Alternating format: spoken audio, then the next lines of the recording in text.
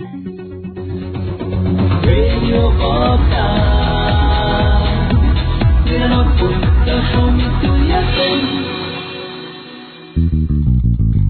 Voice.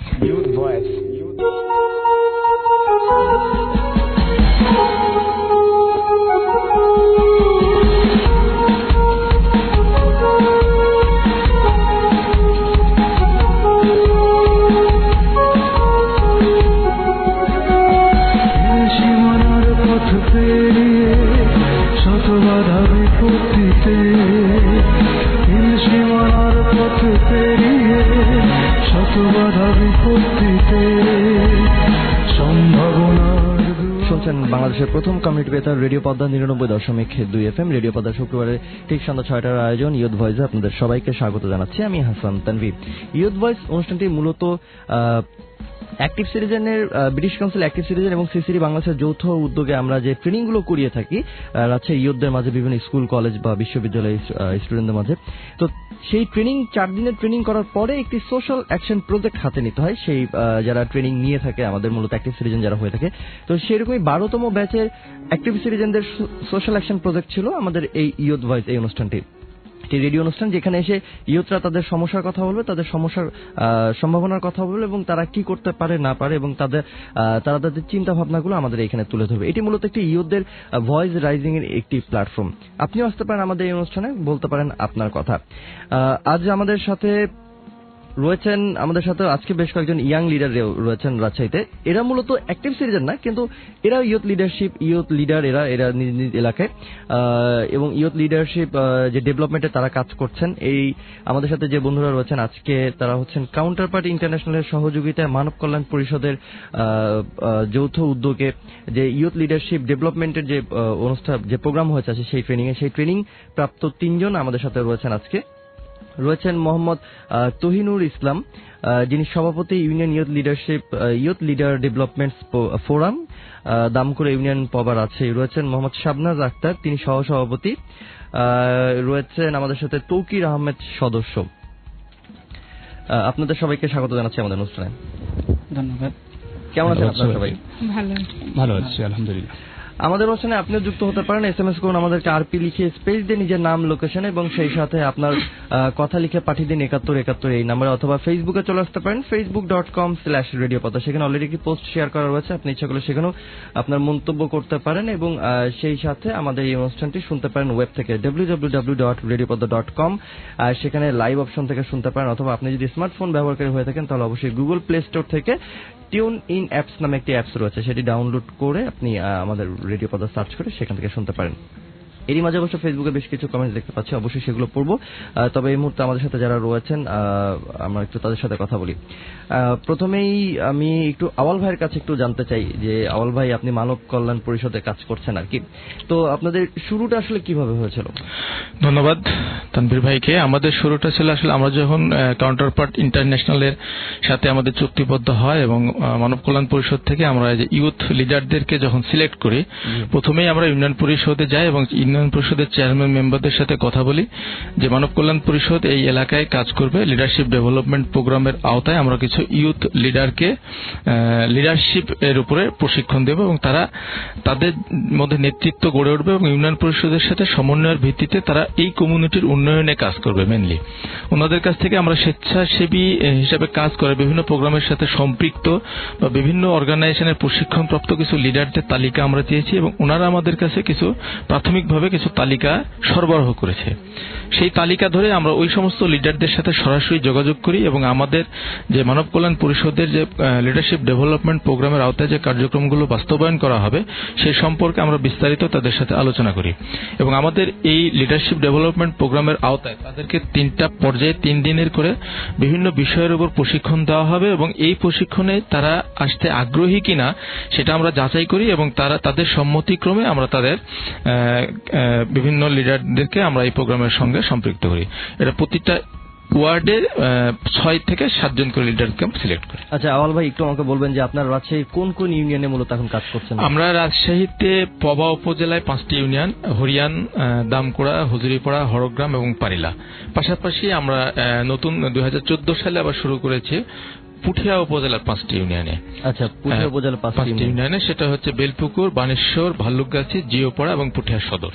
আচ্ছা আচ্ছা, এই তো শুনলাম মানব কল্যাণ পরিষদের কথা, কিন্তু এবার যারা আমাদের সাথে রয়েছেন, যারা ইউথ লিডার যারা রয়েছেন এখানে, প্রথমেই আমি একটু আমাদের সভাপতি মোহাম্মদ তহিনুল ইসলাম, আপনার শুরুটা হয়েছিল কোথা থেকে এই মানব কল্যাণ পরিষদের সাথে, যে আপনারা শুরু করলেন এই ট্রেনিং এর সাথে যুক্ত হয় এবং তারপর থেকে আজ অবধি আপনারা একসাথে কাজ করছেন?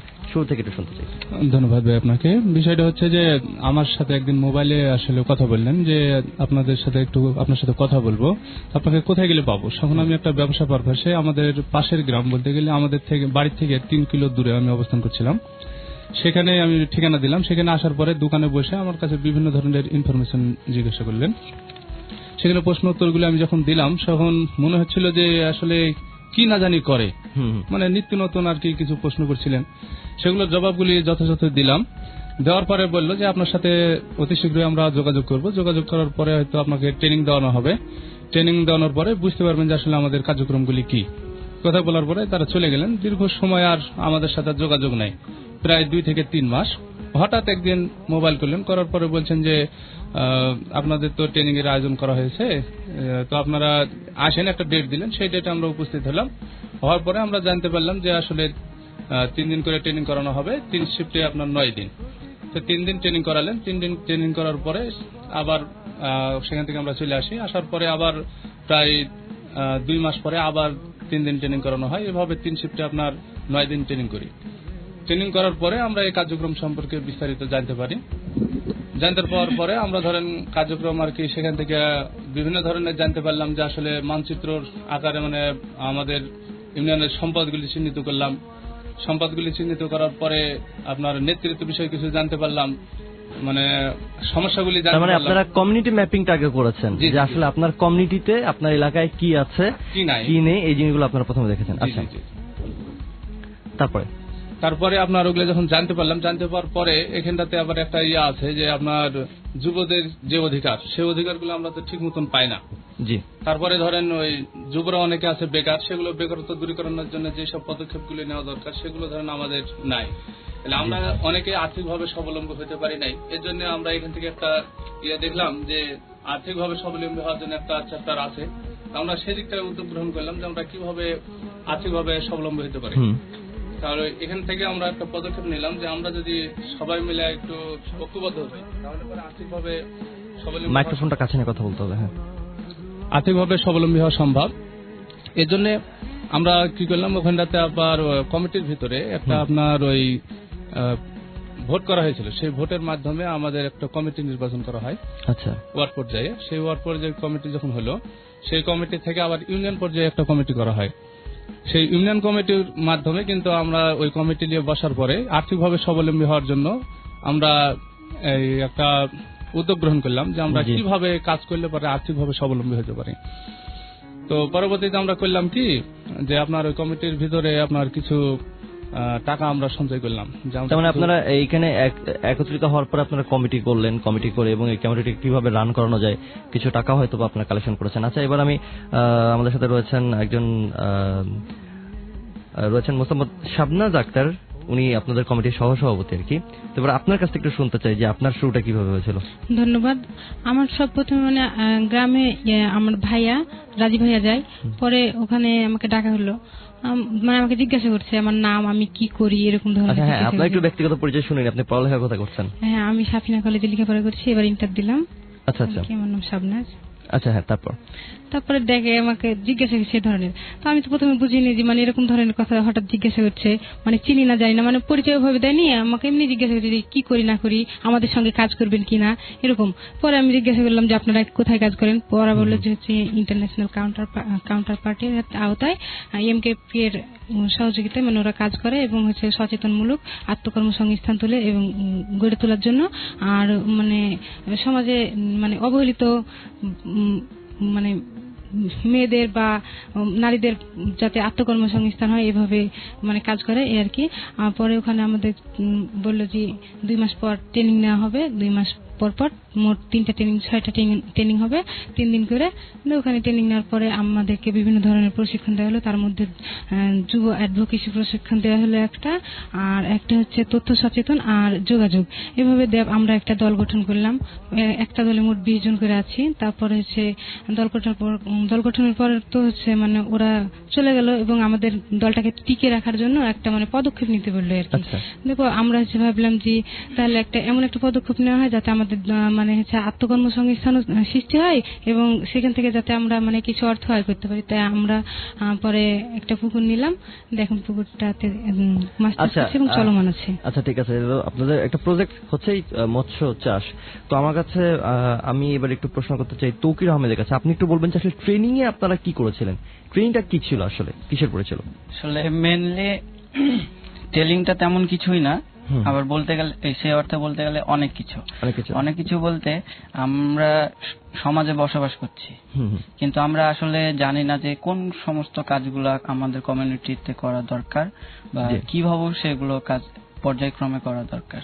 তো আমি প্রথমে ধন্যবাদ। ট্রেনিং এ কোন কোন বিষয়গুলোকে বেশি জোর দেওয়া হতো আর কি, বা সেশনগুলো কি কি ছিল আর কি? এখানে আপনার সেশন ছিল যুব অধিকার।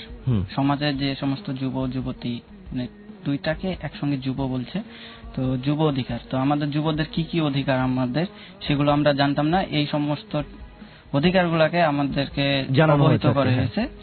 এবং অ্যাডভোকেসি, যে কোনো বিষয়ে অ্যাডভোকেসিটা আসলে কি, তারপরে নেতার দক্ষতা গুণাবলী, একজন নেতা হতে হলে তার কি কি দক্ষতা থাকা উচিত এবং তার কি সমস্ত কোন সমস্ত গুণাবলীগুলো তার থাকা উচিত। এরপরে তথ্য সচেতন যুব সমাজ বিষয়ে প্রশিক্ষণ দেওয়া হয়েছে। এরপরে দিয়েছে গণতান্ত্রিক অধিকার। আমরা তো গণতান্ত্রিক দেশে বাস করি, তো আমাদের গণতান্ত্রিক কি সমস্ত অধিকারগুলো আছে এই সমস্ত অধিকারগুলো সম্পর্কে আমাদেরকে অবহিত করেন। এবং সুশাসন কিভাবে প্রতিষ্ঠা করা যায় সেই বিষয়গুলোকে আমাদেরকে অবহিত করেছেন। আচ্ছা, মানে এখানে যদি আসলে আমরা নিজেদের অধিকার যদি আমরা নিজেরা না জানি, আসলে আমার চাওয়া পাওয়া কোনটা এটা যদি না জানি, তাহলে আমি আসলে কি চাই এটি তো জানবো না। এই জায়গাটা কি চাই এবং কার কাছে চাই এই সমস্ত বিষয়গুলো আমাদেরকে কাউন্টারপার্ট ইন্টারন্যাশনালের সহযোগিতায় মানব কল্যাণ পরিষদ আমাদেরকে চর্মচোখ আমাদেরকে খুলে দিয়েছে। এই জন্য তাদেরকে অসংখ্য ধন্যবাদ। এবং এইখানে লোকাল অর্গানাইজারের কাজটা করতে হচ্ছে মানব কল্যাণ পরিষদ, কিন্তু টোটালি ফান্ড থেকে শুরু করে অন্যান্য সাপোর্ট দিচ্ছে কাউন্টারপার্ট ইন্টারন্যাশনাল। আচ্ছা, আসলে ইউএসএআইডি এর প্রজেক্ট, ইউএসএআইডি এর আর্থিক সহায়তায় থ্রো কাউন্টারপার্ট ইন্টারন্যাশনাল মানব কল্যাণ পরিষদ সরাসরি ফিল্ডে এই লিডারশিপ ডেভেলপমেন্ট প্রোগ্রামটা বাস্তবায়নের দায়িত্বটা পালন করছে। এটা আপনারা কতদিন থেকে কাজ করছেন? এটা আমরা 2013 মার্চ থেকে। 2013 মার্চ থেকে। আচ্ছা, এ পর্যন্ত কতগুলো আপনাদের এই ইয়ুথ, আমরা যদি ফোরাম বলি, কতগুলো ফোরাম রয়েছে? এগুলা আমাদের ফোরাম রয়েছে, পবায় রয়েছে আমাদের 30টা। আচ্ছা, পবায় 30টা এবং পুঠিয়ায় 30টা এবং চাঁপাইনবাবগঞ্জে 30টা। আচ্ছা, আমরা এই সম্পর্কিত আরো জানবো আপনার কাছ থেকে। তবে ঘড়িতে সময় এখন 6:15। আমরা ছোট্ট একটা বিরতি নিচ্ছি, বিরতির পর আবার ফিরছি, সাথেই থাকুন। Youth voice.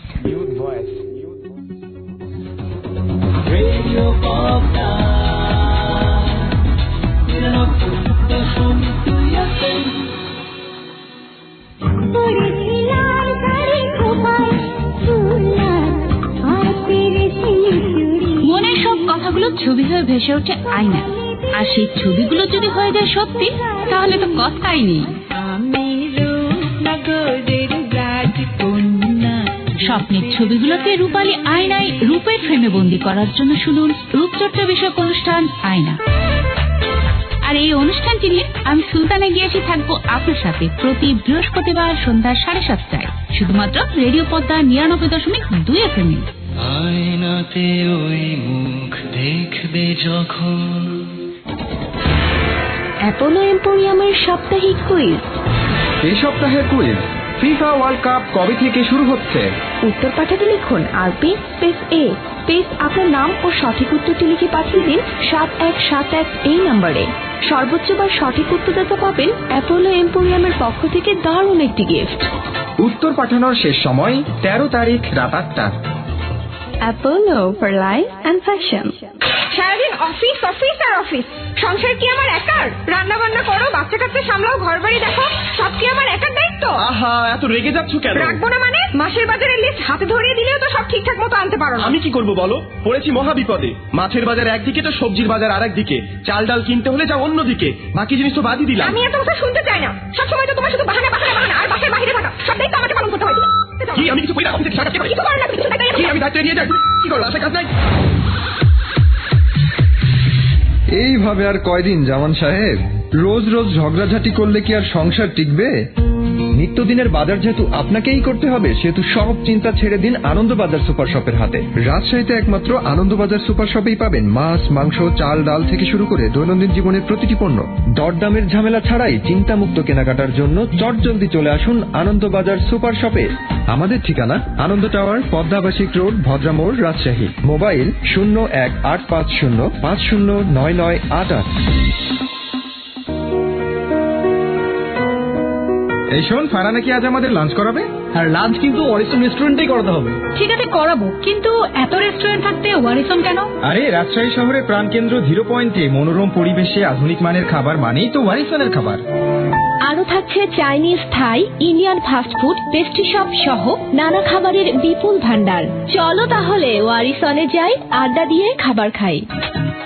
ওয়ারিসন restaurant, 88 zodiac palace, 2য় তলা, সাহেব বাজার, রাজশাহী।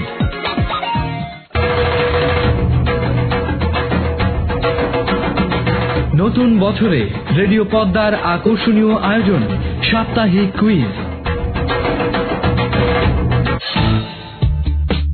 জুন মাসের দ্বিতীয় সপ্তাহের কুইজ। রাজশাহী কোন শিল্পের জন্য বিখ্যাত? কুইজের উত্তর পাঠাতে আপনার মোবাইলের মেসেজ অপশনে গিয়ে লিখুন আরপি স্পেস কিউ স্পেস আপনার নাম, লোকেশন ও উত্তর লিখে পাঠিয়ে দিন 7171 এই নম্বরে। উত্তর পাঠানোর শেষ সময় আগামী 13 জুন রাত 8টা পর্যন্ত। কুইজে অংশ নিয়ে জিতে নিন 6 ব্যান্ডের একটি রেডিও সেট।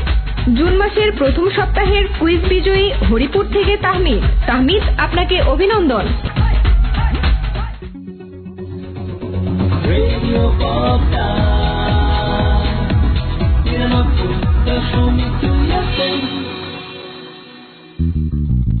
Youth voice.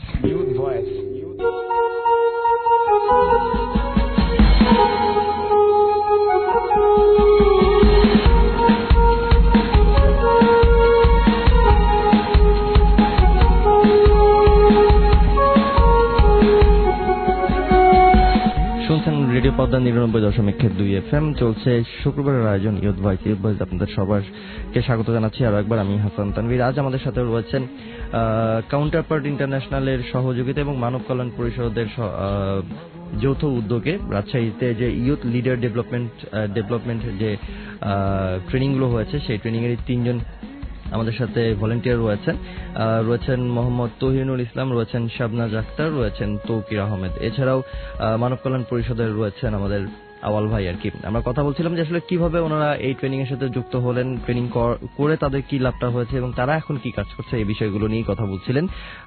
আওয়াল ভাই বলছিলেন যে আসলে তারা কতদিন আগে থেকে শুরু করেছেন এবং বর্তমানে তারা কোন অবস্থানে রয়েছেন। আচ্ছা, আমি আবার সেই ট্রেনিং এ ফিরে যেতে চাই যে আপনারা 3 থেকে 9 দিন 3টা স্টেপে যে ট্রেনিং গুলো করেছেন, সেই ট্রেনিং এর ভিতরে আপনাদেরকে কোন কোন বিষয়গুলোকে বেশি করে গুরুত্ব দেওয়া হয়েছে, কি কি বিষয় শেয়ার করা হয়েছিল আপনাদের সাথে? আমার মনে হয় যে আপনি বলতে পারেন, তৌকির আহমেদ। প্রথমে আমরা শিখেছি যুব অধিকার। যুব অধিকার বলতে আমরা আসলে কি বুঝি, আমাদের যুবকদের কি কি অধিকারগুলো আছে, এই সমস্ত বিষয়গুলো আমরা সমাজে উঠা বসা করি কিন্তু সে অর্থে জানা নেই।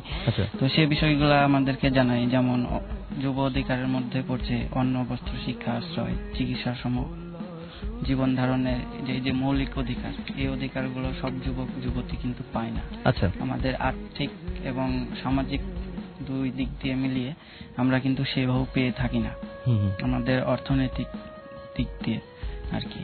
তারপরে কর্মে গুণ ও পরিমাণ বিবেচনা কর, আত্মকর্মসংস্থান, যুক্তিসঙ্গত পারিশ্রমিক আমরা কিন্তু পাই না। আচ্ছা, তার এই সমস্ত বিষয়গুলো সম্পর্কে আমাদেরকে জানায়। তারপরে কর্ম পরিকল্পনা তৈরি করা, আসলে আমরা যে কাজটা করব সেই কাজটা কিভাবে করব।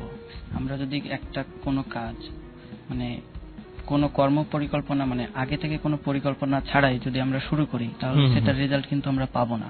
তো সেই বিষয়গুলো আমাদেরকে অবহিত করেছেন যে আসলে কোনো কাজ শুরু করার আগে কি করব, কিভাবে করব এবং কেন করব, সেটা থেকে আমরা কিভাবে উপকৃত হব আর কোন কোন বিষয়গুলা উপরে আমাদেরকে মানে মার্কিং পয়েন্ট হিসেবে কাজ করতে হবে সেই বিষয়গুলো আমাদেরকে অবহিত করেছেন। এরপরে অ্যাডভোকেসি, এটা একটা পিরিয়ড ছিল। তো অ্যাডভোকেসি বিষয়টা হচ্ছে কি যে ন্যায্য অধিকার পাওয়া, আমরা ন্যায্য অধিকার পাই না সেই বিষয়ে পাশে কোনো একজন তার অধিকার থেকে বঞ্চিত হচ্ছে, তো সেইখানে গিয়ে যদি আমি অবহিত আছি যে আসলে এটা তার অধিকার, সেই বিষয়টা যদি তাকে জানাই এবং সেই অধিকারটা যদি তাকে পাইয়ে দিতে সহযোগিতা করি, তো এটাই হচ্ছে অ্যাডভোকেসি। আসলে এটা আমরা জানতাম না যে অ্যাডভোকেসি বলতে সম্ভবত হয়তো বা আদালত কিংবা জজ কোর্ট এই সমস্ত বিষয়গুলোকেই বোঝায়, কিন্তু আসলে আমরাও যে নিজেরা অ্যাডভোকেসি করতে পারি সেই বিষয়টা আমাদেরকে মানব কল্যাণ সংস্থা শিখিয়েছেন। এরপরে উন্নয়ন প্রেক্ষাপট, অংশগ্রহণমূলক উন্নয়ন প্রেক্ষাপট, আমরা একসাথে সমাজের উন্নয়নমূলক কাজে অংশগ্রহণ করতে পারি সে সম্পর্কে জানতে পারি এবং একগ্রতাবোধ হিসেবে মানে এক একটা টিম হিসেবে যে আমরা কাজ করতে পারি এবং এক একটা টিম মানে গ্রুপে কাজ করার যে ব্যাপারটা সেটা, জি সে বিষয়টা সম্পর্কে আমাদেরকে তারা বেশ ভালোভাবে আমাদেরকে বোঝাইছেন এবং এই বিষয়গুলো থেকে মেনলি আমি সবচেয়ে মনে হয় বেশি উপকৃত হয়েছি। তো টেলিং পিরিয়ড চলার সময়ে আমাদেরকে আমাদের সামাজিক মানচিত্র একটা পিরিয়ড ছিল, তো এখানে আমাদেরকে শেখালো যে আমাদের সমাজে বলতে আমাদের গ্রামে কোন কোন সম্পদগুলো আছে একটা মানচিত্র করা হয়েছে এবং এইখানে কি কোন কোন জায়গায় আমাদের কি কি করণীয়। তো সেক্ষেত্রে আমরা জানলাম যে আসলে এই সমস্ত কাজগুলা আমাদেরকে করা দরকার এবং এই মানচিত্র করার পরে আমাদেরকে তিনারা বোঝাইলেন যে কোন কাজটা আগে বেশি গুরুত্বপূর্ণ। এটাকে বলছে চাপাতি ডায়াগ্রাম। জি, এই পিরিয়ডটায় আমরা দেখলাম যে আসলে কোন কাজটা আমাদেরকে আগে করতে হবে। তো চাপাতি ডায়াগ্রামের মাধ্যমে শিখলাম যে আসলে কোন কাজটা আগে করণীয়, সেই বিষয়টা আমরা জানতে পারলাম। এরপরে আচ্ছা, আমি একটু শাবনাজের কাছে জানতে চাই। শাবনাজ, আপনি যদি একটু বলতেন যে আসলে ট্রেনিং আপনার কি কি করেছিলেন? যে নেতার দক্ষতা, মানে একজন যে কোনো ব্যক্তিকে কিন্তু নেতা করা যাবে না, তার মধ্যে কিছু বৈশিষ্ট্য বা গুণাবলী থাকা প্রয়োজন। যেমন বিশ্বাস অর্জনের দক্ষতা থাকতে হবে, সময় ব্যবস্থাপনা থাকতে হবে, কাজ বা লোককে সংগঠিত করতে হবে, দ্বন্দ্ব ব্যবস্থাপনা, যে কোনো দ্বন্দ্ব মানে সহজে সঠিকভাবে জানে নিরসন করতে পারে স্বল্প সময়ে। তারপর হচ্ছে সিদ্ধান্ত গ্রহণের ব্যাপারটা আছে, যে মানে হুট করে যে কোনো একটা সিদ্ধান্ত নিবে না, সেই জিনিসটা সম্পূর্ণভাবে বুঝবে এবং পরে সিদ্ধান্ত গ্রহণ করবে। তারপর হচ্ছে গুণাবলীর মধ্যে তার ভদ্রতা, খোলামেলা, তারপর রসিকতা, সততা। অবশ্যই সে নেতা সৎ হতে হবে বা সৎ বুদ্ধ হতে হবে, অন্যদের সম্মান প্রেক্ষিত হতে হবে। এবং এই যে সংলাপ করা, ডায়ালগ করা আরেকজনের সাথে, মানে প্রথমে তো আমি নিজে, তারপরে আমার সাথে আমি কাজ করতে গেলে প্রথমে আমার বন্ধু, তারপরে একটা গ্রুপ, এই যে ভাগে ভাগে কাজ করে এই ব্যাপারগুলো মনে হয় নিঃসন্দেহে আপনাদের ট্রেনিং ছিল। আচ্ছা, আমি এবার যেটা জানতে চাই যে আপনারা তো ট্রেনিং এর 9 দিন ট্রেনিং করার পরে আপনারা একটা সামাজিক উদ্যোগ নিয়েছেন আর কি মূলত, এবং সেটা ছিল ভলেন্টিয়ারি, একেবারে স্বেচ্ছায় প্রণোদিত হয়ে। তো কেনই বা স্বেচ্ছায় প্রণোদিত হয়ে প্রজেক্টগুলো আপনারা হাতে নিচ্ছেন বা নিলেন আর কি? হ্যাঁ, অবশ্যই। তো এই ট্রেনিং থেকে যেটা বুঝতে পারলাম যে আসলে আমাদের সমাজের উপর আমাদের অনেক দায়িত্ব। ঠিক তাই। তো এই দায়িত্বগুলা আমরা একজন সচেতন মানুষ হিসেবে এড়িয়ে যাওয়া কখনোই সম্ভব না। এবং এই আমাদেরকে সচেতন করে তুলেছে মানব কল্যাণ পরিষদ, কাউন্টারপার্ট, এই দুইটা মিলে আমাদেরকে সচেতন করে তুলেছে এবং আমাদের যে ভিতরে যে ঘুমন্ত একটা মানুষ ছিল সেই ঘুমন্ত মানুষটাকে জাগিয়ে তুলেছে। তো আমরা যুব সমাজ ইচ্ছা করলে দেশের যে কোনো কিছু পরিবর্তন করতে পারে এবং দেশের বড় পরিবর্তনগুলোই যুব সমাজের হাতে রয়েছে। হ্যাঁ, তো সেটাই বলছিলাম। তো আমরা গ্রামের ছেলে, আমরা গ্রামের ছেলে, সহজ সরল, শহরের মতো অতটা স্ট্যান্ডার্ড না। আমরা আমাদের পেশা কৃষি, পাশাপাশি লেখাপড়া এটা করতে হয়। তো আমরা চিন্তা ভাবনা করলাম যে আমার যে কমিটি আছে, আমার ভীমেরডাইং 6 নম্বর ওয়ার্ড দমকল ইউনিয়ন পরিষদ, তো আমার এই কমিটির সঙ্গে আমি একটা আলোচনা করলাম যে ফার্স্ট উদ্যোগটা আমি নিই, মানে কাউন্টারপার্ট থেকে ফার্স্ট উদ্যোগ আমি নিই। তো আমরা বললাম যে আমরা একটা যদি পুকুর লিজ নিই, আচ্ছা, পুকুর লিজ নিয়ে যদি আমরা মাছ চাষ করি, তো সেক্ষেত্রে প্রথমত আমরা উপকৃত হব। মাছটা চাষ করার পরে যে মাছটা বড় হবে সেটা বাজারে বিক্রয় করব, সেখান থেকে আমরা প্রথমত কিছু মোটা অঙ্কের টাকা পাবো। আচ্ছা, এরপরে আমাদের শহরে মাছ কিনতে গেলে প্রায় শোনা যায় রেডিও, আপনাদের মতো রেডিও কিংবা টেলিভিশনের মাধ্যমে যে মাছে ফরমালিন। তো আমরা শ্রোতাদেরকে এতটুকু বলতে পারি যে আমরা যে মাছটা উৎপাদন করি সে মাছটা সম্পূর্ণই ফরমালিন মুক্ত এবং এ থেকে একটা দেশের বড় আমিষের চাহিদা পূরণে সহযোগিতা করবে, আশা করি এটা। আচ্ছা, এটা তো ছিল। আচ্ছা, আপনারা তারপরে এই উদ্যোগ নিলেন যে একটা মৎস্য চাষের আর কি পুকুর আপনারা লিজ নিলেন, তারপরে কথাগুলো শুনতে চাই। আমাদের সাথে রয়েছেন মোহাম্মদ তুহিনুর ইসলাম, আপনি বলতেন। সেটা হচ্ছে যে এছাড়াও আমরা যেসব জিনিসগুলো জানতে পেরেছি সেগুলো হচ্ছে যে আপনার ওই যোগাযোগ নেতৃত্ব বিষয়ে আমরা সেখান থেকে প্রশিক্ষণ কিছু পেয়েছি। আর সাথে সাথে আপনার এখানে যে নারীর প্রতিহিংসা প্রতিরোধ বিষয়ক আইন, যেমন যৌতুক নিরোধ আইন আমরা সম্পর্কে জানতে পেরেছি যে 1980 সালের যে আইনটা হয়েছে, আর নারী ও শিশু নির্যাতন দমন আইন এবং অ্যাসিড প্রতিরোধ দমন আইন, তারপরে ইফটিজিং ও যৌন হয়রানি প্রতিরোধ হাইকোর্ট বিভাগের নির্দেশনাবলী সম্বলিত রায়, তারপরে পারিবারিক প্রতিহিংসা বা প্রতিরোধ সুরক্ষা আইন এবং মানব পাচার প্রতিরোধ আইন, এইসব বিষয়গুলো জানতে পেরেছি। জানতে পারার পরে আমরা সে বিষয়ে সমাজে আমরা একটা প্রভাব ফেলেছি। আগে সেই সব বিষয় কিন্তু আমরা কোনো কিছু করতাম না, যেমন নারী নির্যাতন যদি হতো বা ওই শিশু পাচার হতো বা যৌতুক দিয়ে বিয়ে হতো বা ওই বাল্য বিবাহ হতো, সেসব বিষয়ে আমরা কোনো পদক্ষেপ নিতাম না। কিন্তু যখন আমরা এখানে জানতে পারলাম, জানতে পারার পরে আমরা এখানে নেতৃত্ব দেওয়া যখন কিছু জানতে পারলাম যে আসলে নেতার গুণাবলী আমরাও নেতা হতে পারি, বা শুধু আমরা নেতা বলতে জানতাম যে আগে চেয়ারম্যান মেম্বার বা এমপি মন্ত্রী এরাই নেতা, আমরা সেই জিনিসগুলো মনে করতাম। কিন্তু এখন আমরা মনে করি যে না, আমরাও গ্রামের ভিতরে আমরাও নেতা হতে পারি, এরকম কিছু মনে করলাম। করার পরে আমরা কিন্তু সেই বিষয়গুলো নিয়ে মাথা ঘামানো শুরু করলাম। যখন গ্রামের ভিতরে বাল্য বিবাহ হয় সেগুলো নিয়ে যে আমরা তখন বাধা দিতে শুরু করলাম যে আসলে বাল্য বিবাহ দেওয়াটা ঠিক না, যেহেতু সরকারি আইন আছে যে 18 বছরের নিচে মেয়ে এবং 21 বছরের আগে ছেলেদের বিবাহ দেওয়া দণ্ডনীয় আইন, মানে আইনত দণ্ডনীয়। সেই বিষয়গুলো নিয়ে আমরা যখন দেখলাম যে আসলে এগুলো হচ্ছে, তখন আমরা সেখানে গিয়ে বাধা সৃষ্টি করতে লাগি এবং আইনের সহায়তা নিই। এমনও দৃষ্টিকোণ মানে আমাদের দৃষ্টিতে এসেছে যে এক মানে জাঙ্গালপাড়া গ্রামে হয়তো শুনেছেন, পেপার আসছিল যে দ্বারকাবাবু বললেন, হেডলাইনে ছিল, সেখানে একটা 10 বছরের মেয়ে এবং 27 বছরের ছেলের বিবাহ হচ্ছিল। সেটা যখন এলাকার মানুষের বাধা সৃষ্টি করলো তখন তারা বলছিল যে আমার মেয়ের বিয়ে আমি দিব, পারলে ঠেকাও। এই বিষয়টা নিয়ে গ্রামবাসী যখন ক্ষিপ্ত হয়ে গেল, পারল না ঠেকাতে, গ্রামের আপনার মেম্বার গেছিল, মেম্বার যে যখন বললেন তখন মেম্বারকেও মানে উনি অ্যাভয়েড করলেন যে আমার বেটির বিয়ে আমি দিব, পারলে ঠেকাও। যখন উনি পারলেন না তখন একটা মিটিং এর ভিতরে একজন এসে বললেন যে আমরা 10 জন গেছিলাম, সিএমএস নামের একটা এনজিও আছে, তারা গেছিল 10 জন, তাদেরকেও নাকি অপমান করেছে। যখন অপমান করেছে তারা আসার পরে যখন বললেন, তখন আমি শোনার পরে বললাম যে কবে বিয়ে, তো বললেন যে 3 জানুয়ারি। এটা শোনার পরে আমি বললাম যে ঠিক আছে, আমি সেদিনকে যাব, তাহলে আপনারা যদি যেতে চান তাহলে আসেন। তো ওনারা করলেন কি যে আমরা যে 10 জন পারলাম না, আর আপনি একা যাবেন? তো আমি বললাম যে ঠিক আছে, আমি বন্ধ করে যাচ্ছি না, এমনি দেখতে যাব। তো ওনারা করলেন কি যে আমি 12:30টার সময় সেখানে উপস্থিত হলাম, তারা কিন্তু সেখানে আমার সাথে গেছিলেন। যার পর ছেলেদের বাড়িতে উঠলাম, ছেলেদের বাড়িতে ওঠার পরে আমরা সেখানে বাধা সৃষ্টি করলাম। তো কিছু আইনত হুমকি যখন দিলাম, তারা কিন্তু সেখানে আপনার এক পর্যায়ে কান্না শুরু করলেন। কান্না যখন শুরু করলেন তখন মানে ছেলে যে ঘরে বসে কাঁদছে, ওনার বাপ মা বললেন যে আমরা বাবা বিয়ে দিতে রাজি নাই, আপনার ওই ছেলে এবং মেয়ের মা ওরা সম্মতি জ্ঞাপন করে কিন্তু বিয়েটা হচ্ছে। তো এই কথা যখন বললেন তখন আমরা বললাম যে আপনাদের যেহেতু সম্মতি নাই সেহেতু আপনি বিয়েটা দিচ্ছেন কেন? আচ্ছা, তা আপনার ছেলে আপনি বাধা সৃষ্টি করেন। তো বলছে আমার কথা শুনছে না। এই কথা যখন বললেন তখন আমি বললাম যে তাহলে সে ছেলে আপনার কেমন ছেলে যে আপনার কথা শুনে না?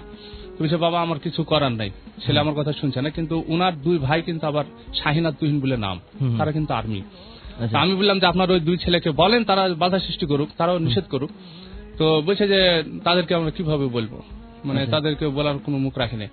তো পর্যায়ক্রমে সেখান থেকে আমরা মেয়ের কাছে গেলাম। এইখানে ছেলে কিন্তু ঘরে বসে কাঁদতে শুরু করলো। মেয়ের কাছে যখন গেলাম, যা দেখছি যে মেয়ে মানে গলির সামনে 3 জন হাতে খেলা করছে চুকোপাতি নিয়ে। তো বাড়িতে ঢোকার পর দেখছি একজন পরিচিত লোক। তো আমি বললাম যে কি ব্যাপার, আপনি এখানে কেন? তো বলছে আমারই ভাগ্নের বিয়ে। তো বলছে আপনার ভাগ্নিকে ডাকেন তো। তো যখন ডাকতে বললাম তো দেখছি যে 3জন খেলছিল তার ভিতর থেকে সেই একজন 3জনের ভিতরেই একজন। অথচ বিয়ের রান্না বান্না কমপ্লিট, 300 লোকের দাওয়াত, সেখানে প্রায় 150 চেয়ারের আয়োজন করেছে এবং রান্না বান্না শেষ, ডাল ঘুরছে, এরকম মুহূর্তে আমি উপস্থিত হয়েছি। তো সেখানে উপস্থিত হওয়ার পরে আমি বললাম যে কোন মেয়ের বিয়ে? মেয়েকে যখন দেখালেন আমি বললাম যে এই মেয়ের সাথে ওই ছেলের বিয়ে দেওয়া আর মেয়েকে জবেহ করা একই কথা, সমান কথা। তো আপনারা তো কষইকে ছাড়িয়ে যাবেন, মানে আপনারা কষই না কষের পরিচালক। তো তারা বললেন যে এইভাবে বলছেন কেন? তো বললো যে এইভাবে বলবো না তো কি, 10 বছরের মেয়ে আর 27 বছরের ছেলে, আর যেই মেয়ে বিয়ের দিনে চুকোপাতি খেলে সেই মেয়ের বুদ্ধি বা কতটুকু? তো তারা মানে মুখ গুমরা করলেন। তা আমি বললাম যে বিয়ে দেওয়া যাবে না। সেই সময়তেই তারা বললেন যে বিয়ে যেহেতু দেওয়া যাবে না, সেহেতু ছেলেপক্ষের কাছে যে বলছেন যে বিয়ে যেহেতু হচ্ছে না, সেহেতু যারা আপনারা দাওয়াতে যাইতেন, রান্না যেহেতু কমপ্লিট, আপনারা খানাটা যদি খাইয়ে নিতেন। তো ছেলেপক্ষ আমাকে বললেন যে তাহলে খানাটা কি আমরা খেতে পারবো? তা আমি বললাম যে এই পাড়াতে দাওয়াত দিয়েছে কতজনকে? তো বললো যে 300 জন। তা আমি বললাম যে এই মহল্লাতে মানুষ কতজন? তো তারা বললেন যে প্রায় 900 অতিক্রম করবে। তা আমি বললাম যে এই 900-র ভিতরে নিম্ন শ্রেণীর গরিব যারা, তাদেরকে আপনারা ডাইকে খাওয়াই দেন। তো ছেলেপক্ষের বললো তাহলে আমরা এই দাওয়াতটাও খাইতে পাবো না? আমি বললাম যে না, এটাও সম্ভব না। তারপরে সেখান থেকে ঘুরে গেলাম। যাওয়ার পর আমি বুঝতে পারলাম যে আসলে এখন যেভাবে মানে তারা পদক্ষেপ নিচ্ছে যে এখন খাওয়াই দিবে এবং রাতের বেলাতে বিয়েটা পড়াই দিতে পারে। তা আবার মেয়ের মায়ের কাছে গেলাম। যাওয়ার পরে বললাম যে আসলে বিয়েটা কিসের জন্য দিচ্ছেন ঠিক করে বলেন তো। তো মেয়ের মা বলছে যে আমার শখ। আসলে সেখানে আমার একটু কৌতূহল দেখলো যে আসলে শখটা কিসের। তো আমি বললাম যে আসলে শখটা কি আপনার না মেয়ের? তো উনি বললেন যে আমারই শখ। তো আমার আসলে মানে রাগ আর চেক দিতে পারলাম না, আমি খালি বলে বসলাম যে আপনার যেহেতু শখ, সেহেতু মেয়ের সাথে বিয়ে দেন, আমি বাধা দেবো না, কিন্তু মেয়ের সাথে বিয়ে দেওয়ার পরে মেয়েকে বাড়িতে রেখে আপনি জামাইয়ের সাথে যে আপনার শখটা পূরণ করবেন, আমি কথাটা বলে বসলাম। যাই হোক, এরপরে আমি যেহেতু বুঝতে পারলাম যে রাতে হয়তো বিয়েটা হয়ে যাবে, আমি থানাতে ইনফর্ম করলাম। সেখানে বুঝতে না দিয়ে থানা কিন্তু তৎক্ষণাৎ সেখানে উপস্থিত হলেন। উপস্থিত হওয়ার পরে বলছে যে ভাই কি হয়েছে? আমি বললাম যে ভাই এই বিষয় যে এটা নিয়ে বৃত্তান্ত সব জানানোর পরে তিনিও নিয়ে ওদেরকে বসলেন, যে তার কাছে যায় তাকে মানে আর কি আসামি বানায় মানে লেখা শুরু করলেন ডায়েরিতে। প্রায় 8-10 জনকে যখন লেখা হয়ে গেল, মানে একজনকে লিখছে, তখন আরেকজন যে বলছে যে স্যার ওকে লেখেন রাখো, তখন বলছে আপনি কে? তো অমুক। তো ওকে লেখা শুরু করলেন। এইভাবে মানে 8-10 জন লিখলেন। আসলে বিষয়টা খুব ভালো লাগছিল আমাকে। পরবর্তীতে যখন মেয়ের মা গেলেন, তখন বলছে যে আপনার কে? শুনছে আমার মেয়ে।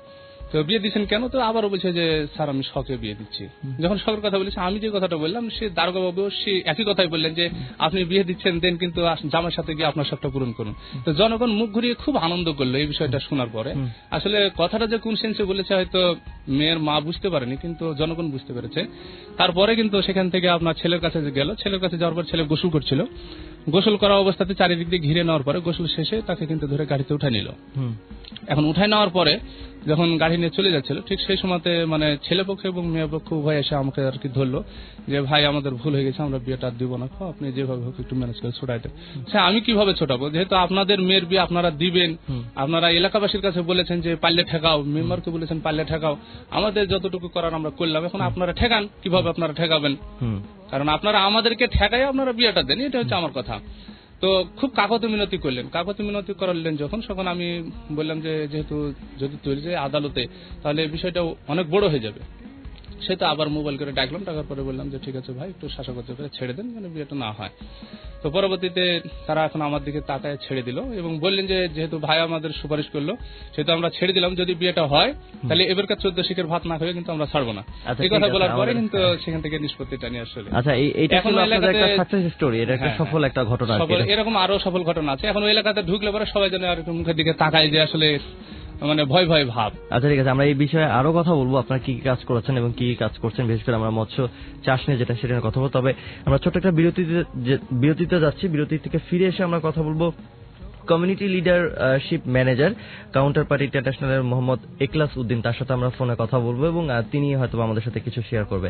তো ছোট্ট একটা বিরতি নিচ্ছি, বিরতির পর আবার ফিরছি। আমাদের সাথে থাকুন এবং শুনতে থাকুন রেডিও পদ্মা 99.2 FM। SMS করুন RP লিখে স্পেস দিয়ে নিজের নাম, লোকেশন এবং সেই সাথে আপনার মন্তব্য লিখে পাঠিয়ে দিন 7171 এই নম্বরে। অথবা আপনি যদি এই কাউন্টার পার্টি ইন্টারন্যাশনাল যদি এই ট্রেনিংটি নিতে চান, ইউথ লিডারশিপ ট্রেনিংটি যদি নিতে চান, তাহলে সেক্ষেত্রে আমাদেরকে SMS করে জানতে পারেন যে কোথায় কিভাবে কার সাথে যোগাযোগ করতে পারেন। চলে আসুন ফেসবুকে facebook.com/radiopodda, সেখানে একটি পোস্ট শেয়ার করা রয়েছে, সেখানে আপনি আপনার মন্তব্য লিখতে পারেন। চলে যাচ্ছে ছোট্ট একটি বিরতিতে। ইউথ ভয়েস রেডিও পদ্মা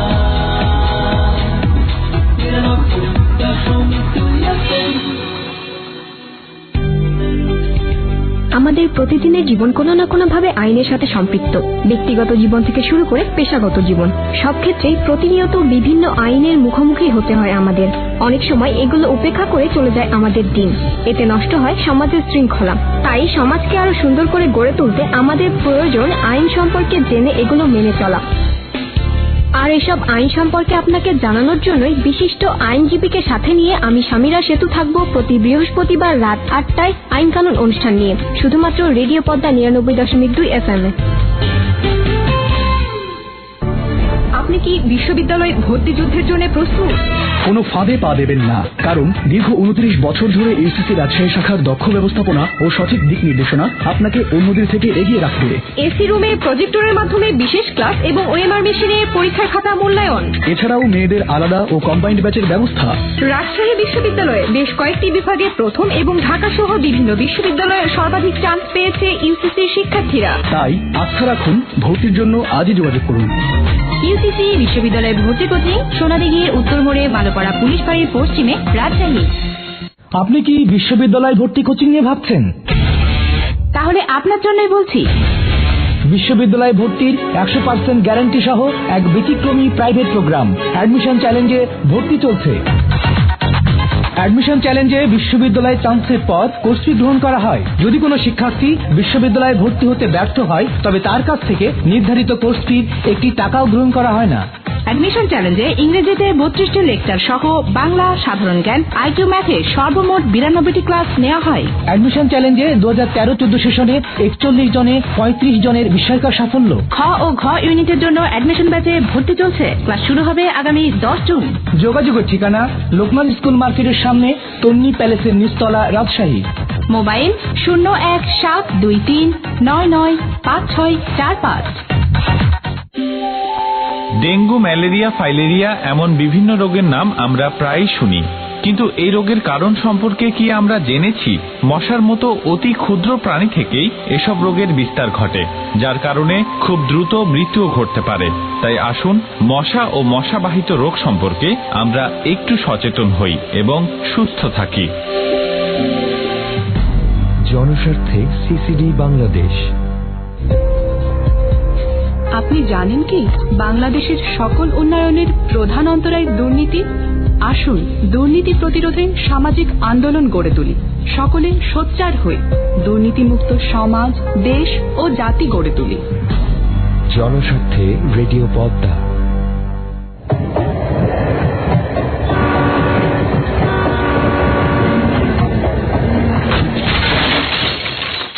আপনি কি জানেন রেলগাড়িতে ইট পাথর নিক্ষেপ করা দণ্ডনীয় অপরাধ? বাংলাদেশের রেল সংক্রান্ত নতুন আইন অনুযায়ী রেলগাড়িতে ইট পাথর নিক্ষেপ করে চালক বা যাত্রীদের আহত করলে নিক্ষেপকারীর সর্বোচ্চ যাবজ্জীবন কারাদণ্ড হতে পারে।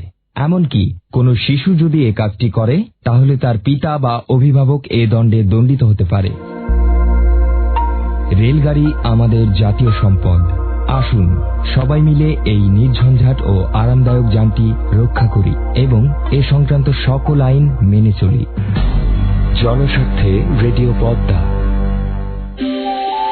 ডেঙ্গু, ম্যালেরিয়া, ফাইলেরিয়া এমন বিভিন্ন রোগের নাম আমরা প্রায়ই শুনি, কিন্তু এই রোগের কারণ সম্পর্কে কি আমরা জেনেছি? মশার মতো অতি ক্ষুদ্র প্রাণী থেকেই এসব রোগের বিস্তার ঘটে, যার কারণে খুব দ্রুত মৃত্যুও ঘটতে পারে। তাই আসুন মশা ও মশাবাহিত রোগ সম্পর্কে আমরা একটু সচেতন হই এবং সুস্থ থাকি। জনস্বার্থে সিসিডি বাংলাদেশ।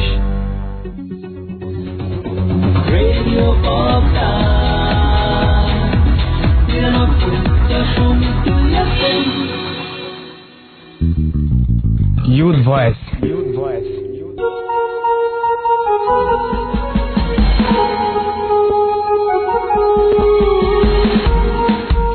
শুনছেন ইউথ ভয়েস 99.2 FM, বাংলাদেশের প্রথম কমিউনিটি বেতার রেডিও পদ্মা এবং www.radiopodda.com এই ঠিকানায় ইউথ ভয়েস অনুষ্ঠানে আপনাদের সবাইকে আরেকবার স্বাগত জানাচ্ছি। আমি হাসান তানভীর। আজ আমাদের সাথে রয়েছেন মোহাম্মদ তহিনুর ইসলাম, সভাপতি union youth leaders development forum, রয়েছেন মোহাম্মদ শাবনাজ আখতার, সহসভাপতি, এবং রয়েছেন তৌকির আহমেদ, সদস্য ওই একই ফোরামে। এই মুহূর্তে আমরা কথা বলবো কাউন্টারপার্ট ইন্টারন্যাশনাল বাংলাদেশের কমিউনিটি লিডারশিপ ম্যানেজার মোহাম্মদ ইখলাস উদ্দিনের কাছে, এবং তার কাছ থেকে আমরা জানবো মূলত আসলে কেনই বা তারা এই ধরনের প্রোগ্রাম তারা এই কমিউনিটি লেভেলে নিচ্ছেন এবং সেই সাথে আসলে তাদের আউটকামটা কি আসে। হ্যালো, জি শুনতে পাচ্ছেন আমাকে? জি, আমি শুনতে পাচ্ছি। জি, ইখলাস উদ্দিন, আপনাকে স্বাগত জানাচ্ছি আমাদের রেডিও পদ্মার এই ইয়ুথ ভয়েস অনুষ্ঠানে। জি, ধন্যবাদ, আপনাকে স্বাগত।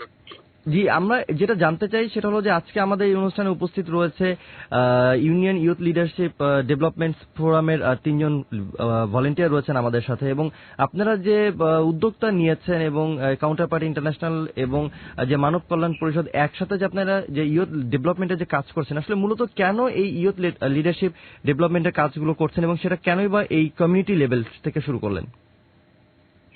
আচ্ছা, আপনাকে ধন্যবাদ প্রশ্ন করার জন্য। কাউন্টারপার্ট ইন্টারন্যাশনাল এটা একটা আন্তর্জাতিক সংস্থা, আমেরিকান বেসড একটা অর্গানাইজেশন। বাংলাদেশে লিডারশিপ ডেভেলপমেন্ট প্রোগ্রাম নিয়ে তারা বাংলাদেশে কাজ শুরু করেছে। লিডারশিপ ডেভেলপমেন্ট প্রোগ্রামের মূল লক্ষ্য হচ্ছে যে বাংলাদেশে ইউথ এবং কমিউনিটি লিডারদের দক্ষতা বৃদ্ধি করা, যাতে তারা গণতান্ত্রিক প্রক্রিয়ায় এবং কমিউনিটির উন্নয়নের পরিবর্তনের দূত হিসাবে কাজ করতে পারে। এখানে ইউথ লিডার বলতে 18 থেকে 35 বছর বয়সের যুব নারী এবং পুরুষদেরকে বোঝানো হয়েছে, আর কমিউনিটি লিডার হচ্ছে 36 থেকে ঊর্ধ্ব, সেটা 60 ইয়ার্স পর্যন্ত।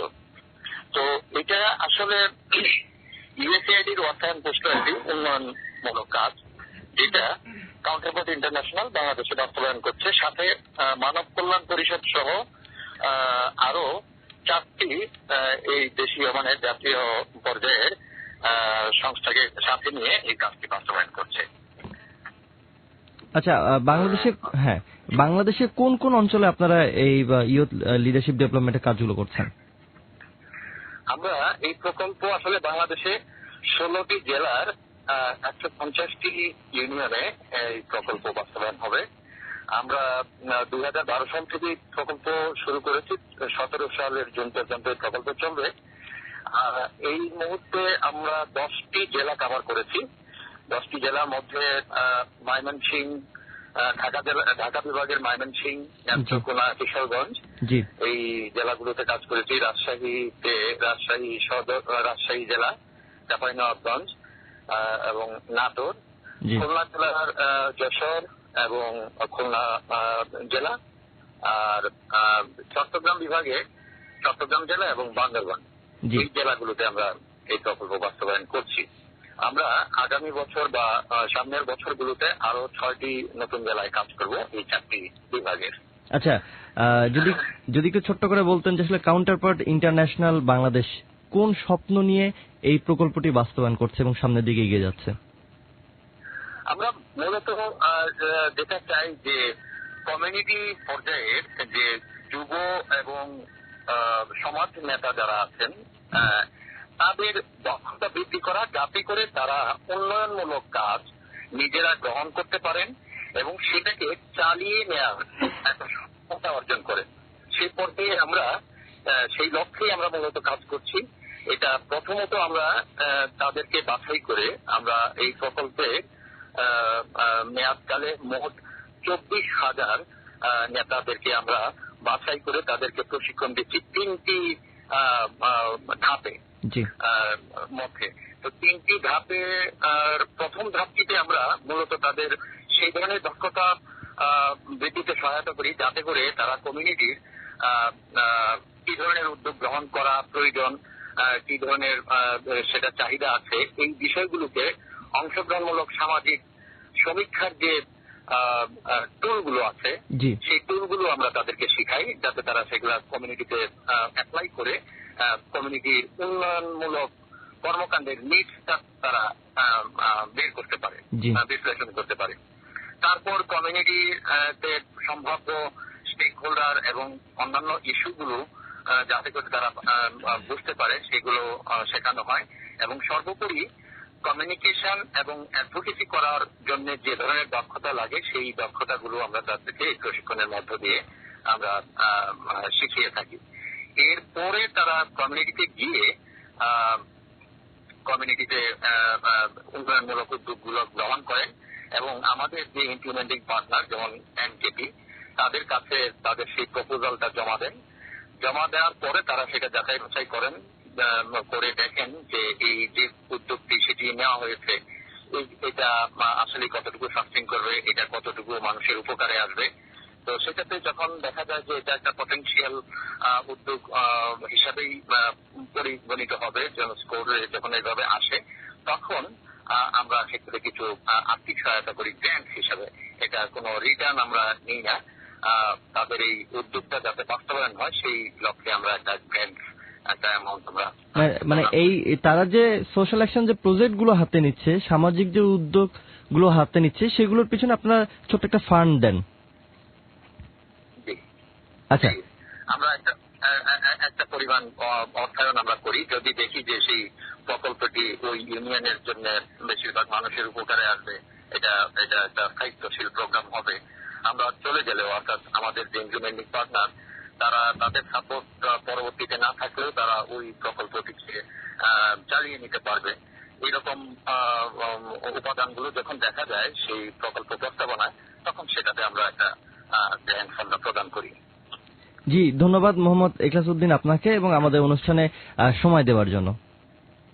আপনাকে ধন্যবাদ, আমাদের লিডারদেরকেও ধন্যবাদ জানাচ্ছি যারা এখানে অংশগ্রহণ করেছেন। সর্বোপরি যারা শুনছেন অডিয়েন্স তাদেরকেও আমাদের পক্ষ থেকে, কাউন্টারপার্ট ইন্টারন্যাশনাল পক্ষ থেকে ধন্যবাদ জানাচ্ছি। জি, ধন্যবাদ আপনাকে। এতক্ষণ কথা বলছিলেন আমাদের সাথে Mohammad Ikhlasuddin, community leadership manager, counterpart international Bangladesh. তিনি বলছিলেন আসলে কোন উদ্দেশ্য নিয়ে বাংলাদেশের কাউন্টারপার্ট এই প্রকল্পটি হাতে নিল আর কি। আমাদের সাথে আজকে রয়েছেন মোহাম্মদ তহিনুল ইসলাম, রয়েছেন মোসাম্মদ শাবনাজ আক্তার, রয়েছেন তৌকির আহমেদ এবং মানব কল্যাণ পরিষদের রয়েছেন আওয়াল ভাই। আমরা আজকে কথা বলছিলাম যে ওনারা এই ইউথ লিডার ডেভেলপমেন্ট ফোরাম থেকে কি ধরনের উদ্যোগ নিয়েছেন এবং কি ধরনের কাজ করছেন। কিছুক্ষণ আগে তহিনুল ইসলাম আপনি আমাদেরকে বলছিলেন যে আপনাদের গ্রামে একটি বাল্যবিবাহ আপনারা ঠিকই দিয়েছেন আর কি। তো আপনারা মূলত আপনাদের যে প্রজেক্টটি সেটি হচ্ছে যে আপনাদের সোশ্যাল অ্যাক্টিভিটিস সেটা হলো যে আপনারা ফিশারিজের কাজ করছেন আর কি, মৎস্য চাষ। তো এই উদ্যোগটা আসলে কিভাবে নিলেন এবং এটি কিভাবে কাজ করছেন এখন কি পজিশনে রয়েছে আসলে?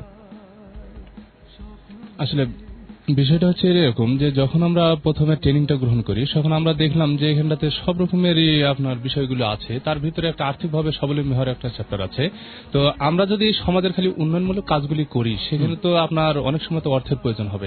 সেক্ষেত্রে আজকে কাউন্টারপার্ট আছে কিন্তু এমন এক সময় হবে সেই সময় তারা থাকবে না। সেই সময় আমাদের আর্থিকভাবে স্বাবলম্বী যদি আমরা না হই তাহলে এই অর্থ আমরা কোথা থেকে যোগান দেবো?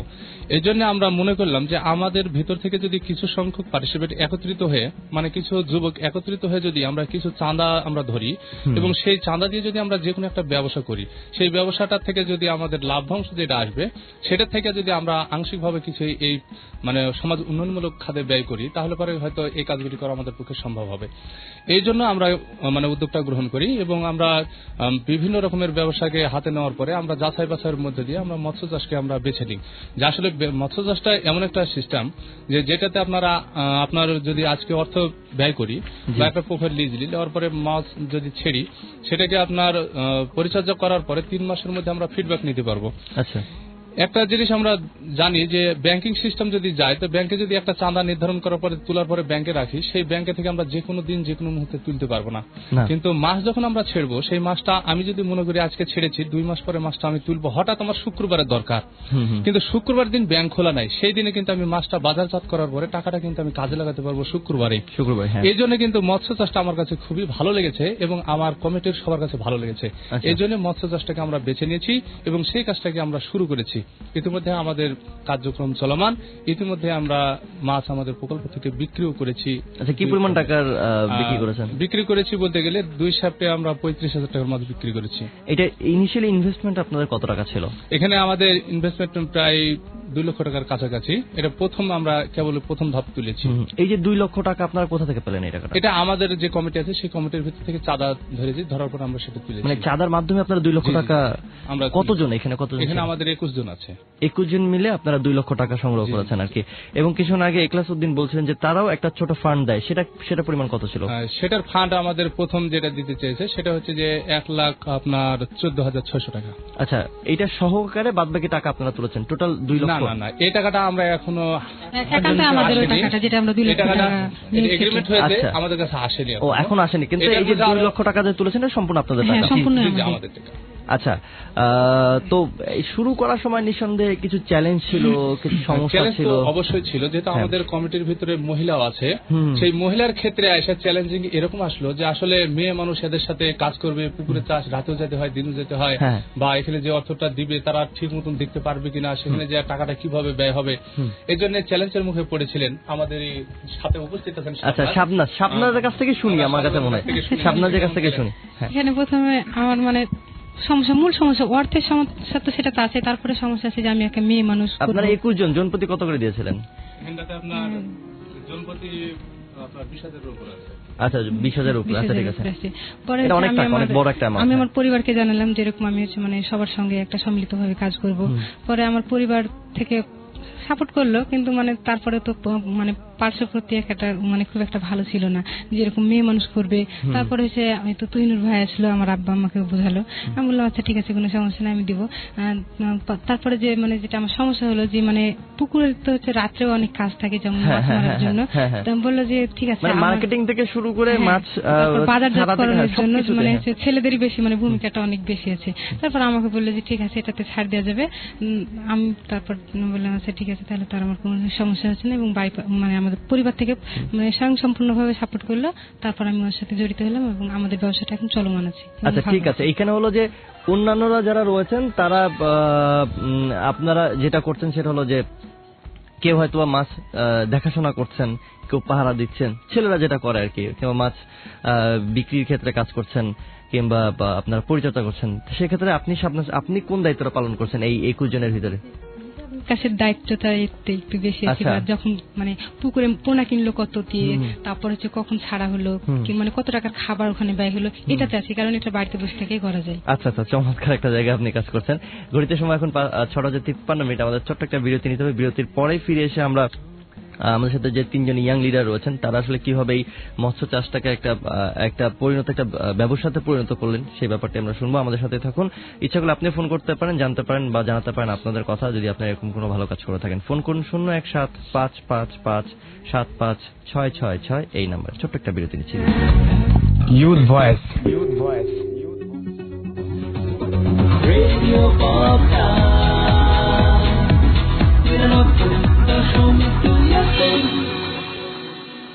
সৌন্দর্য চর্চা যেন এক আদিম শিল্প। মনের মতো করে নিজেকে এবং নিজের ঘরকে সাজাতে রুচিশীল ও সৌন্দর্য পিয়াসী মানুষের জন্য রাজশাহীতে উদ্বোধন হয়েছে অ্যাপোলো এম্পোরিয়াম।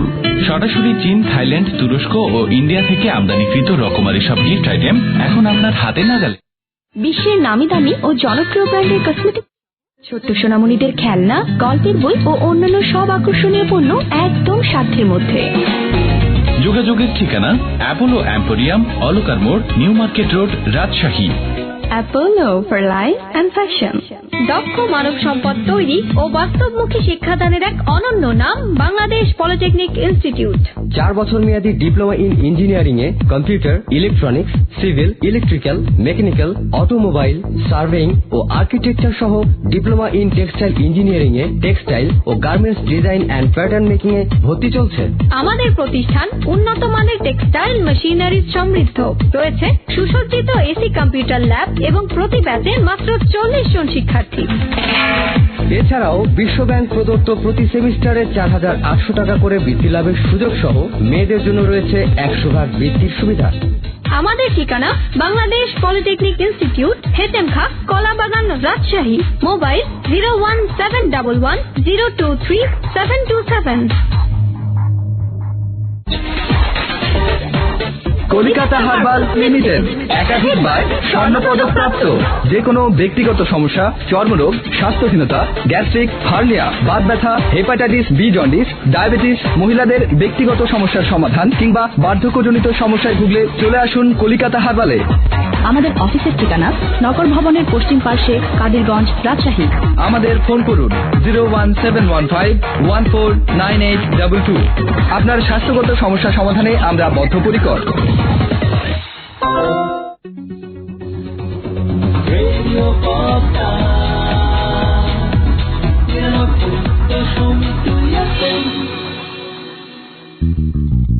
Youth voice.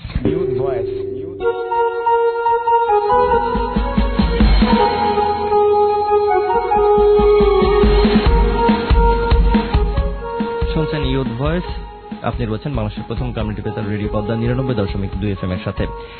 ওয়েবে আমাদের অনুষ্ঠান শুনতে ভিজিট করুন radiopodda.com/live-listen।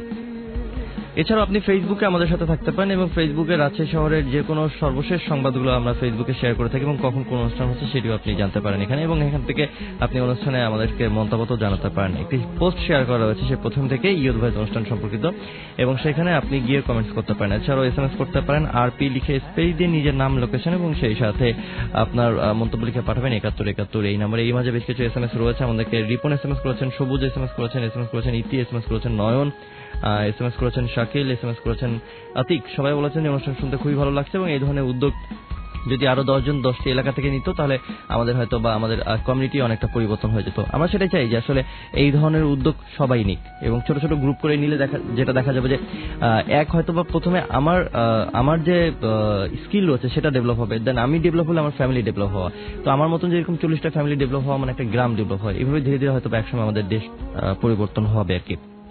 আজকে আমাদের সাথে রয়েছেন মোহাম্মদ শাবনাজ আক্তার, যিনি সহসভাপতি, এবং তৌকির আহমেদ রয়েছেন সদস্য ইউনিয়ন ইউথ লিডার ডেভেলপমেন্ট ফোরামের। এছাড়া রয়েছেন আমাদের প্রোগ্রাম ম্যানেজার আওয়াল ভাই, যিনি কাজ করছেন মানব কল্যাণ পরিষদে। আজকে আমরা কথা বলছি মূলত এই ইউনিয়ন ইউথ লিডার ডেভেলপমেন্ট ফোরামের তারা কি ধরনের কাজ করছেন। মূলত আজকে যারা এসেছেন তারা সবাই আপনারা হরগ্রাম ইউনিয়নের দামকুড়া ইউনিয়নে এবং দামকুড়া ইউনিয়নে তারা অলরেডি একটি প্রজেক্ট হাতে নিয়েছে, যেটি হচ্ছে মৎস্য চাষ, এবং সেটার কথা শুনছিলাম আমরা যে এখানে 21 জনের ভিতরে আপনার মেয়ে কজন রয়েছেন? 21 জনের মধ্যে মেয়ে আছে 3 জন। 3 জনের ভূমিকাটা আসলে কি? 3 জনের ভূমিকার মধ্যে আমি সব করতে বেশি কাজ করি, ওরা আমি যেটাতে সমস্যায় পড়ি ওদের কাছ থেকে আমি সহযোগিতা পাই আর কি। আচ্ছা, এখানে এই যে 21 জনের যে আপনাদের টিম, এই টিমের সবার বয়স, এজ লেভেলটা আসলে কেমন? 18 থেকে 35 বছর। এটা ইউথ তো, এটা আর কমিউনিটি এটা আছে, এটা আলাদা। মানে সবাই পড়ালেখা করছে, সবাই ছাত্র কমিউনিটি, পড়ালেখার পাশাপাশি কেউ টুকিটাকি কোনো কিছু কাজ করে, ব্যবসা করে আর কি, কেউ বাসায় কাজ করে। আচ্ছা, আমরা এবার যেটি নিয়ে কথা বলতে চাই সেটি হলো যে আপনারা যে উদ্যোগটা গ্রহণ করলেন, এখন এটি এ পর্যন্ত আমাদের তুহিন বলে গেছেন যে 2বার মাছ বিক্রি করেছেন আর কি, তো এখন এটা কি অবস্থা আছে আর কি? এটা চলমান অবস্থাতে আছে। আবারও আমরা পোনা ছাড়েছি এবং আগামী 2 মাসের ভিতরে, 1 মাস হয়ে গেল ছাড়া, আগামী 2 মাসের ভিতরে পোনা না ঠিক মানে হাফ কেজি ওজনের মাছ ছেড়েছি। মানে পোনা ছাড়ার উদ্যোগ নিয়েছিলাম কিন্তু পোনাটা পাওয়া যাচ্ছিল না, সেজন্য মাছ ছেড়েছি হাফ কেজি ওজনের, এবং আগামী 2 মাস পর এটা আবার বিক্রি করা হবে। আপনারা 3 মাস করে মাছগুলো রাখেন? হ্যাঁ, 3 মাস করে রাখি। 3 মাস পরিচর্যা করার পর আপনারা এটাকে বিক্রি করছেন আর কি। আচ্ছা, এই মাছগুলো কোথা থেকে নিয়ে আসেন আপনারা? এটা বিভিন্ন মানে যারা মাছের ব্যবসা করে তাদের কাছ থেকে সংগ্রহ করি। রাজশাহীর বাইরে থেকে নিয়ে আসেন? না, রাজশাহী থেকে নিয়ে আসি। রাজশাহীতে পাওয়া যায়। যেমন অনেকে মাছ চাষ করে, অনেকে আপনার সিস্টেমটা কি, অনেকে আছে যারা শুধু পোনায় উৎপন্ন করে, আচ্ছা, অনেকে আছে যারা হ্যাচারি গুলো যারা শুধু পোনায় উৎপন্ন করে, আবার অনেক ব্যবসায়ী আছে হ্যাচারি থেকে নিয়ে আসার পর 100 গ্রাম কিংবা 200 গ্রাম ওজন যখন হয় তখন মানে আমাদের সঙ্গে তো তাদের কমিউনিকেশন আছে, মানে বিভিন্ন ধাপে এখানে আসলে, তো সেক্ষেত্রে তাদের কাছ থেকে মানে তারা যখন জানায় যে আমার পুকুরে কিছু মাছ আছে আমি বিক্রয় করব, তো তখন আমরা প্রয়োজনটা বোধ করি যে আসলে আমাদের প্রয়োজন কি প্রয়োজন না। আচ্ছা, এখানে একটা কথা বলি, সেটা হলো যে আপনারা যখন এই লিডারশিপ ট্রেনিং নেননি তখন যেমন ছিলেন, লিডারশিপ ট্রেনিং নেওয়ার পরে এখন আপনারা কাজ করছেন, পার্থক্যটা কোথায় আসলে আপনাদের? পার্থক্য বলতে আমি এতটুকুই বলবো, ডেফিনেশন খুব একটা বেশি দিব না। আপনার ট্রেনিংটা নেওয়ার আগে অন্য একটা জগতে ছিলাম। আচ্ছা, হ্যাঁ, ট্রেনিং নেওয়ার পর অন্য একটা জগতে আমরা একটা নতুন মানে ডিজিটালাইজেশন মানে অন্য এক জগতে বলতে উন্নত এক জগতে আসলে আসতে আমরা পারলেই একটা চলে। জগৎ মানে মানে সমাজে সেটা হলো বাস যে করি। আগে আসলে আপনাদের দ্বারা কি সম্ভব ছিল, কি পারতেন, এইটাকে জানতেন না। এখন এই আসলে তো জায়গাটা এটা তো আমাদের মানে টিম হিসাবে কাজ শিখেছি, কিন্তু আগে তো আমরা টিম হিসাবে কোনো কাজ করতাম না বা একত্র হিসাবে কোনো কাজ করতাম না। এই কাউন্টার পার্ট মানে আমাদের মূলত হচ্ছে টিম হিসাবে বা দল হিসাবে কাজ করেছে। একা যে কোনো একটা কাজ করতে গেলে সমস্যার মুখে সম্মুখীন হতে হয়, কিন্তু দল হিসাবে করতে গেলে সেটা যতই বড় হোক না কেন, যতই বাধা হোক না কেন, সেটাকে পেরিয়ে মানে উন্নতির দিকে যাওয়া। আমরা যদি একটু পেছনে যাই, এই যে আমরা একটা পুকুর লিজ নিয়েছি, আমাদের এত বড় একটা অ্যামাউন্ট একজনের পক্ষে কিন্তু সম্ভব হতো না। আমরা 21 জন সদস্য মিলে একটা পুকুর লিজ নিয়েছি এবং সকলে। এই পুকুর কত দিনের জন্য লিজ নিয়ে আছে আপনাদের? এটা 2 বছরের জন্য নেওয়া হয়েছে। 2 বছরের জন্য? কিন্তু মানে 3 মাস হিসাবে আমরা কাজ করে থাকি, আর মানে লিজ নেওয়া হয়েছে 2 বছরের জন্য। আপনারা কি আশা করছেন যে এই যে 2 লক্ষ টাকা যেখানে ইনভেস্ট করেছেন, সেই 2 লক্ষ টাকা সহকারে কি লাভ কি আসবে? অবশ্যই আসবে। আমাদের যে পরিমাণ শ্রম আমরা দিচ্ছি এবং কাজের সঙ্গে অ্যাক্টিভ, এটা আশা করি আল্লাহ আমাদের দিকে তাকাবে। মানে প্রথম না, আসলে সবকিছু মূল ব্যাপার হলো যে পরিশ্রম। যদি সময় মতো সঠিক পরিশ্রমটা যদি করা যায় তাহলে নিঃসন্দেহে আমরা সেই পরিমাণে পরিশ্রম করতেছি। এই পরিমাণ কি পরিমাণ টাকা আপনাদের ফিডব্যাক এসেছে?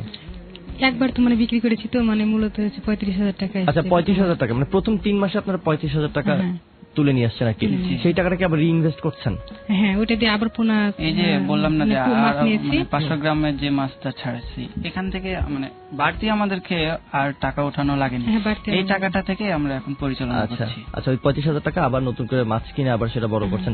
আশা করা যায় যে 2 বছরের ভিতর তো অবশ্যই আমরা 2 লক্ষ টাকা তো উঠবেই এবং সেটা লাভের মুখ হয়তো দেখবেন। আচ্ছা, এলাকায় আপনারা তো আপনাদের এলাকায় কাজ করতেন, আগে হয়তো বা শুধু তৌকিরকে তৌকির হিসেবে চিনতো, শুধু শাবনাজকে শাবনাজ হিসেবে চিনতো, কিংবা শুধু তুহিনকে তুহিনুর হিসেবে চিনতো। এখন আপনারা একটা ইউনিট, একটা গ্রুপ হয়ে কাজ করছেন, সেক্ষেত্রে আপনাদের প্রতি সমাজের দৃষ্টিভঙ্গিটা কেমন দেখছেন? বা এই কাজে কোনো বাধা আসছে নাকি আপনাদেরকে অ্যাপ্রিশিয়েট করছে নাকি আপনাদেরকে বা সাহায্য সহযোগিতা করছে? এই কাজে আমরা প্রতিটা পদক্ষেপে যখন মানে প্রতিটা যখন পায়ের স্টেপ ফেলি, স্টেপ বাই স্টেপ, তখন আমাদেরকে আশপাশের লোকজন দেখে এবং ওনারা বলে যে না, এনারা একটা কাজ করছে, এই ছেলেরা একটা কাজ করছে, যে কাজটা কিনা তোমরা দেখো এবং শিখো।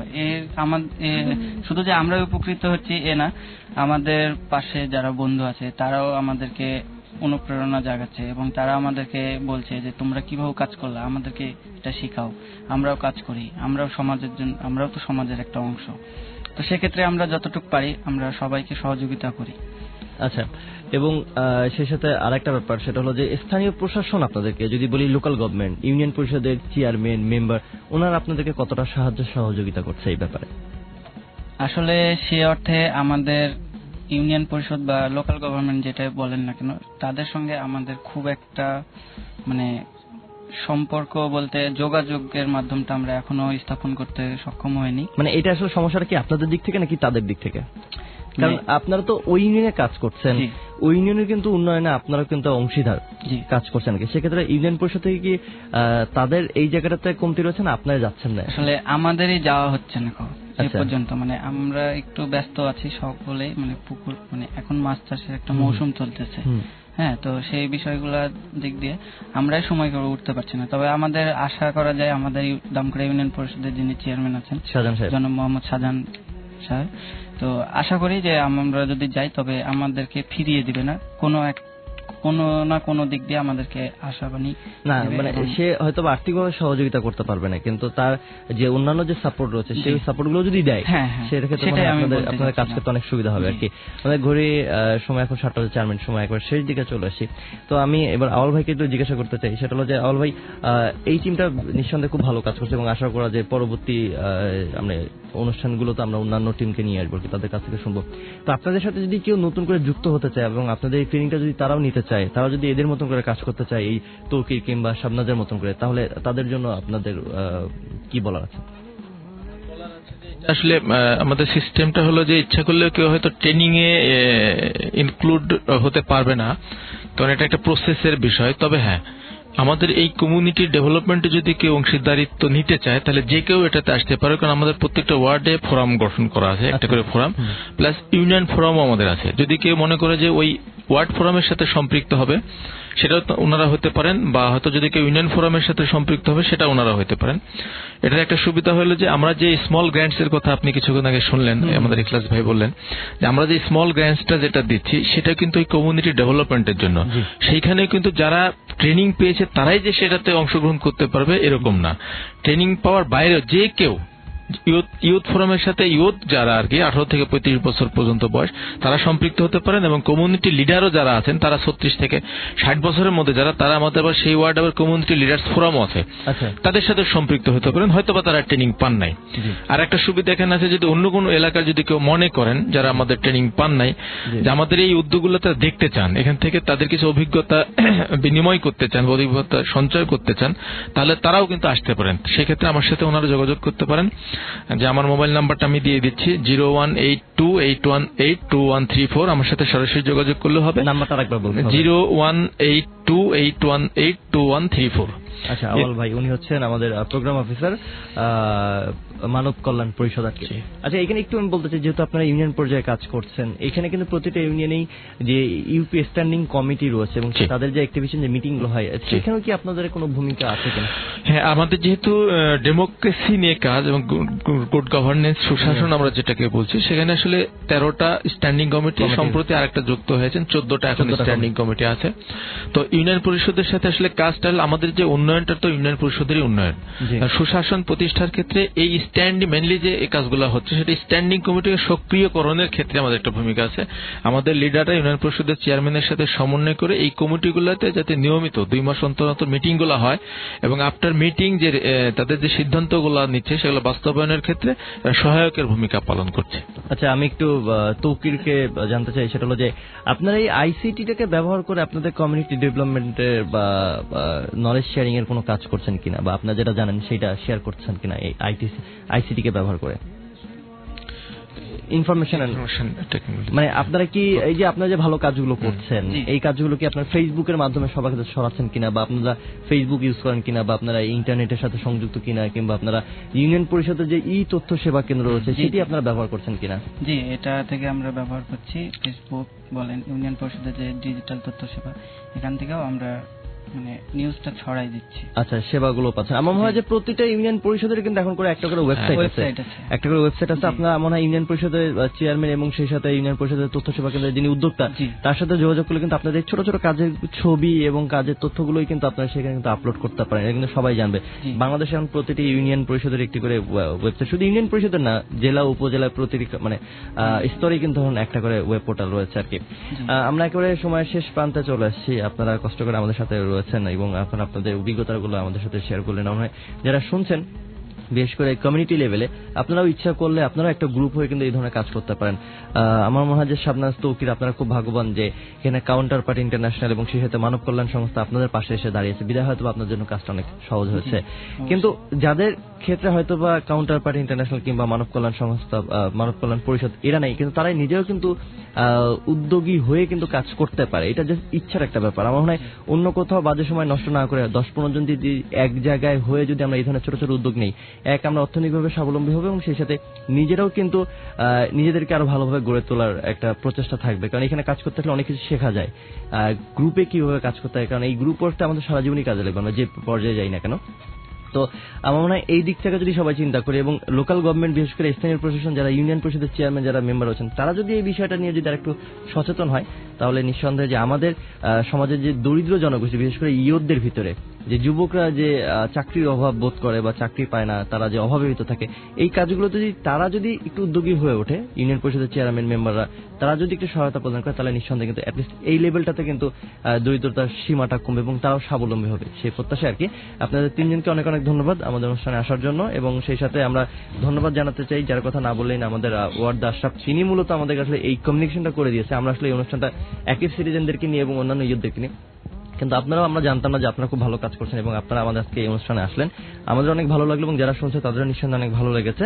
তো আমরা শেষবারের মতন ধন্যবাদ জানাতে চাই আমাদের ওয়ার্ড আশরাফকে, যিনি কাউন্টার পার্ট ইন্টারন্যাশনালের কাজ করেন এবং তার মাধ্যম দিয়ে আসলে যোগাযোগ হয়েছে আমাদের এই মানব কল্যাণ পরিষদে। এবং এছাড়াও ধন্যবাদ জানাতে চাই মোহাম্মদ ইখলাস Uddin, community leadership manager, counter part international বাংলাদেশে, তিনিও আমাদের সাথে যুক্ত হয়েছিলেন মোবাইল ফোন। এবং সর্বশেষে আপনারা যদি 30 সেকেন্ড করে যদি কিছু বলেন আর কি, তারপর আমরা শেষ করে দেবো অনুষ্ঠান।